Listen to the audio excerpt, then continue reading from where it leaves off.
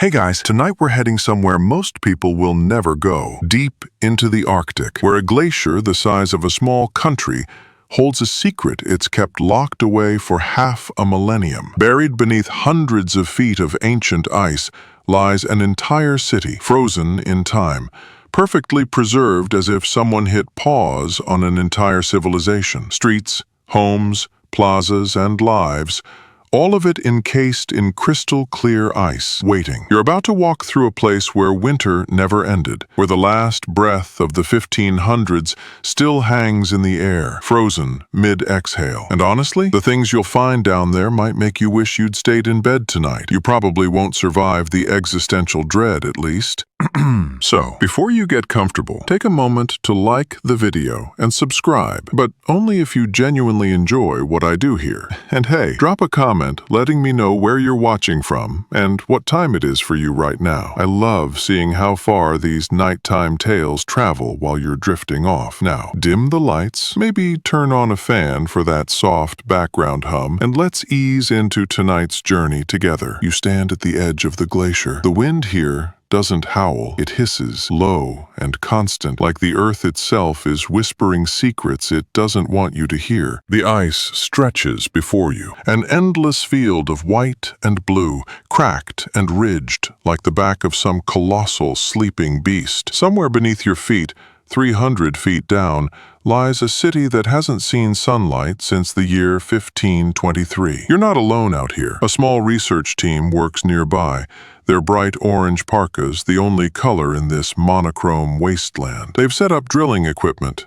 ground-penetrating radar, heated tents that billow steam into the frozen air. They found it 6 months ago, the city, using satellite imaging that detected unusual geometric patterns beneath the ice, patterns that couldn't be natural, patterns that suggested streets, buildings, organization, human hands. The lead researcher, Dr. Carlson, approaches you. Her face is weathered, eyes sharp despite 3 months living in 24-hour daylight.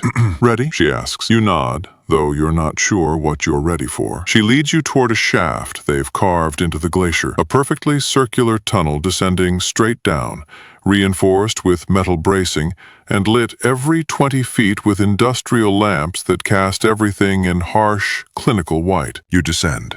The ladder rungs are slick with condensation that refreezes as soon as you touch it. Your breath comes out in clouds so thick you can barely see the person climbing below you. The temperature drops with every rung, -10, -15, -20 degrees Celsius. The ice around you shifts subtly and groaning under its own impossible weight. Glaciers are never truly still. They're rivers of ice, moving inches per year, grinding everything beneath them into dust. Except somehow not this city. At 270 feet, the tunnel opens into something else entirely, a cavern, but not a natural one. This space has been carefully melted and maintained, a bubble of air held within the glacier by constant heat generators that hum like sleeping giants. And there, beyond the cavern's edge, you see it, the city. It spreads before you, perfectly preserved beneath a ceiling of translucent ice. The remaining 30 feet of glacier above it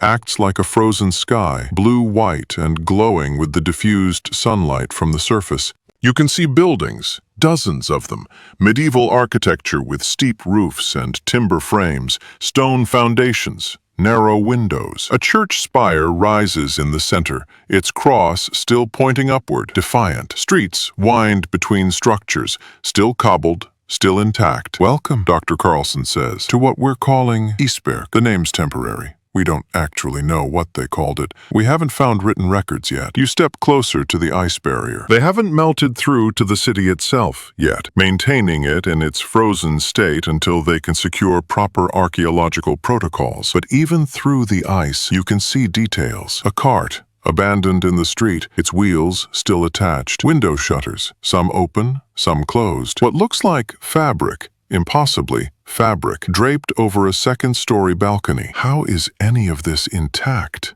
you ask? 500 years under a glacier should have crushed everything into rubble. Dr. Carlson nods. That's the question. Best theory? The city was buried so quickly, maybe in a single massive snowfall or avalanche event, that it was sealed before the real pressure began. Then, somehow, it settled into a pocket where the glacier's weight distributed around it rather than through it. Geological fluke. 1 in a million chance. She pauses. Scholars still argue whether that's even possible, by the way. Some think there's another factor we haven't identified yet. You press your gloved hand against the ice. It's smooth, cold enough that even through insulation you feel it pulling heat from your palm. On the other side of this frozen wall, someone lived. Someone walked these streets, opened those shutters, pushed that cart. Someone who had no idea they were living through their civilization's final day. What happened to the people, you ask? Dr. Carlson's expression darkens slightly. We don't know yet. The ice is too thick to see details, but based on what we can make out,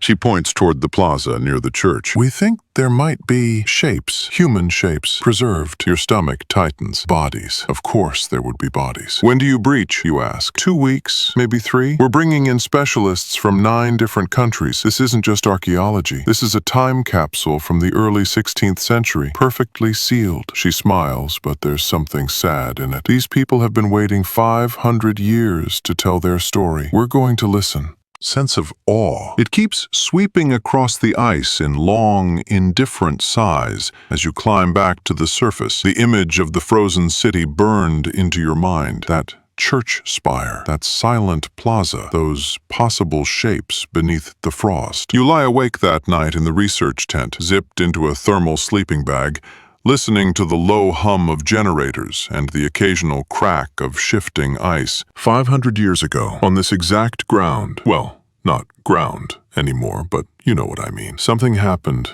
so sudden and so absolute that an entire city disappeared from history. You try to imagine the day the sky turned white. It's the winter of 1523. Europe is in turmoil. Martin Luther's ideas are spreading rapidly after the 1517-95 Theses, and the Renaissance is reshaping art and science across the continent. In fact, 1522 marked the completion of Magellan's expedition, the first circumnavigation of the globe. While the wider world is expanding in knowledge and ambition, this small northern city is simply trying to survive another brutal winter. You picture yourself there now. You walk along cobbled streets dusted with early snow. Timber-framed houses lean slightly inward as if sharing secrets across the alleyways. Smoke rises from chimneys in soft, gray ribbons. The air smells like burning peat and salted fish. Your boots crunch over frost that formed overnight.